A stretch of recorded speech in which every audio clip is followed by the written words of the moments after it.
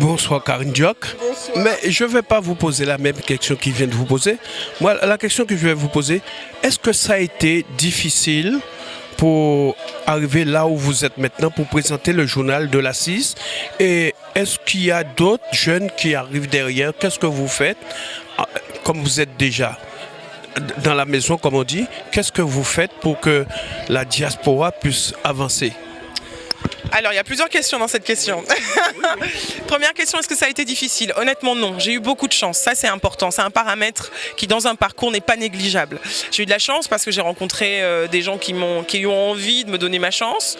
J'ai eu de la chance aussi parce que j'ai jamais considéré, et c'est une chance de d'avoir cette réflexion-là, j'ai jamais considéré qu'être noir pouvait être un problème. Donc, je pense que de fait, le message que j'ai toujours envoyé à mes interlocuteurs, c'était... Enfin voilà, j'avais des compétences à proposer, j'avais des compétences à offrir et je me suis retrouvée face à des gens qui ont eu envie de me faire confiance. Je suis pas dans la position d'un journaliste ou d'une journaliste qui a eu envie de faire de l'antenne, de faire un journal, d'être animateur et qui était empêché du fait de critères divers et parfois à cause de leur couleur de peau. Ça n'a pas été mon cas. Le fait est que mon extrême chance, c'est qu'en l'occurrence, c'est en interne que des directeurs m'ont repéré à l'époque où j'étais à Turbo et ils ont eu envie de me tester. Alors il y a 10 ans, j'ai présenté des flashs le matin dans le Morning Live. En 2010, ils ont commencé à me faire des chroniques dans le JT. 2011, remplaçante de Xavier Demoulin. 2012, j'ai été titularisée au 12-45.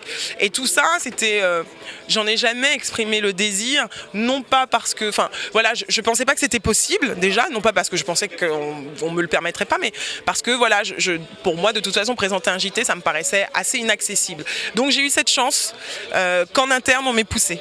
Voilà. C'était la première question. La deuxième, qu'est-ce que je fais? Alors, dans la mesure du possible, c'est une rédaction assez mixte hein, quand même, hein, la rédaction d'M6. Vous voyez pas les journalistes, donc vous savez pas toujours qui est là, mais c'est une rédaction jeune et assez mixte. Ce que je peux faire, en tout cas dans la mesure du possible, dans la mesure où moi je ne suis pas responsable du recrutement, c'est quand on m'envoie des mails, j'essaie d'y répondre. Je reçois beaucoup de mails sur Facebook, sur Twitter, sur LinkedIn, sur ma boîte professionnelle. Donc malheureusement, je ne peux pas répondre à tout le monde. Mais dans la mesure du possible, j'essaie de conseiller, j'essaie de dire... Parce que souvent ceux qui m'écrivent ont d'abord un souci en me disant comment vous avez réussi à faire de la télé, moi aussi je veux faire de la télé. Bon, là on est sur l'ego, donc j'essaie de leur apprendre la différence entre le métier de journaliste dont le souci est l'information et l'autre, et l'envie de faire de l'antenne qui n'est que l'expression de l'ego et qui n'est absolument pas focalisée sur l'information. Donc, parce qu'on est aussi dans une ère où sans doute à cause de la télé-réalité, il y a un certain nombre de jeunes qui confondent parfois l'information avec sa propre communication et mise en valeur. Voilà. En tout cas, voilà, j'essaie de leur dire que tout est possible, qu'il faut croire en ses rêves, que c'est important. Moi, gamine, j'avais 13 ans quand j'ai écrit mon premier article. Mon rêve, c'était d'être journaliste et c'est ce que je suis aujourd'hui. Et pourtant, je ne sors pas du sérail. Je ne suis pas de parents qui sont journalistes. Je connaissais personne qui était journaliste. J'avais personne dans ma famille qui pouvait me faire profiter d'un filon. Donc voilà, ça veut dire que c'est possible et qu'il faut beaucoup travailler. Voilà.